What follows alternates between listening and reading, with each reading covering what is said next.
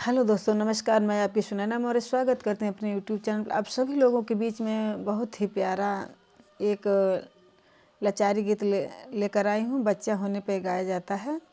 आप लोग सुनिए, फुल वॉच करके सुनिएगा और चैनल को सब्सक्राइब कर दीजिएगा। चूड़ी खनकावेलू केकरा, चूड़ी खनकावेलू कंगना के बजावेलू, चूड़ी खनकावेलू कंगना के बजावेलू, रानी आधी आधी रतिया के केकरा के जगावेलू, रानी आधी आधी रतिया के केकरा के जगावेलू।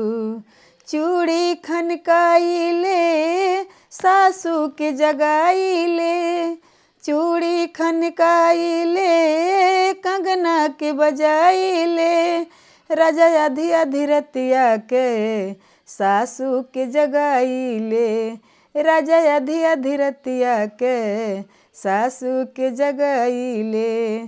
चूड़ी खनकाइले कंगना के बजाइले, चूड़ी खनकाइले कंगना के बजाइले, राजा आधी आधी रतिया के देवता मनवाइले, राजा आधी आधी रतिया के देवता मनवाइले। सासू के जगाइले, सासू के जगाइले, राजा आधी आधी रतिया के देवता मनवाइले, राजा आधी आधी रतिया के देवता मनवाइले। चूड़ी खनकावेलू कंगना के बजावेलू, रानी आधी आधी रतिया के केकरा के जगावेलू, रानी आधी आधी रतिया के केकरा के जगावेलू।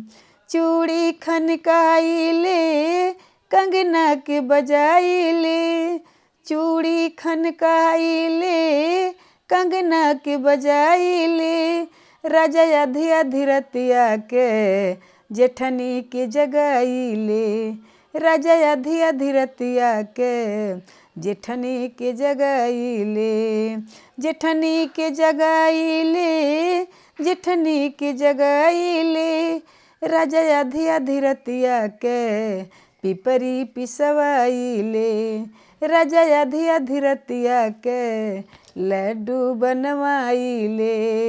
चूड़ी खनकावेलू कंगना के बजावेलू, चूड़ी खनकावेलू कंगना के बजावेलू, रानी आधी आधी रतिया के केकरा के जगावेलू, रानी आधी आधी रतिया के केकरा के जगावेलू।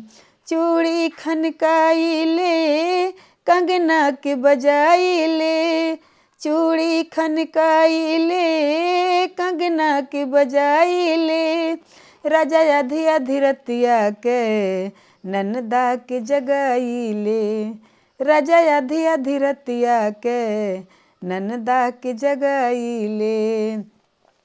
चूड़ी खनकाइलू केकरा के जगावेलू, रानी आधी आधी रतिया के केकरा के जगावेलू।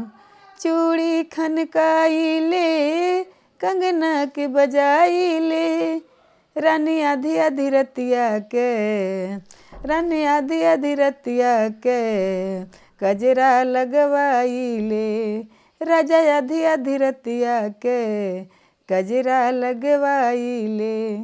चूड़ी खनकाइले ननदा के जगाइले, राजा आधी आधी रतिया के सौरी लिपवाइले, राजा आधी आधी रतिया के सौरी लिपवाइले।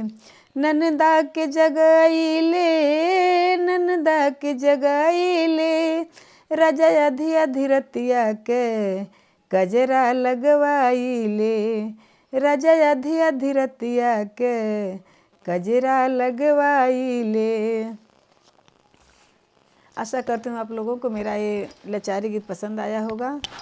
अगर पसंद आया तो लाइक सब्सक्राइब ज़्यादा से ज़्यादा शेयर करें और कमेंट बॉक्स में ज़रूर बताएं आपको कैसा लगा। वीडियो देखने के लिए बहुत बहुत धन्यवाद।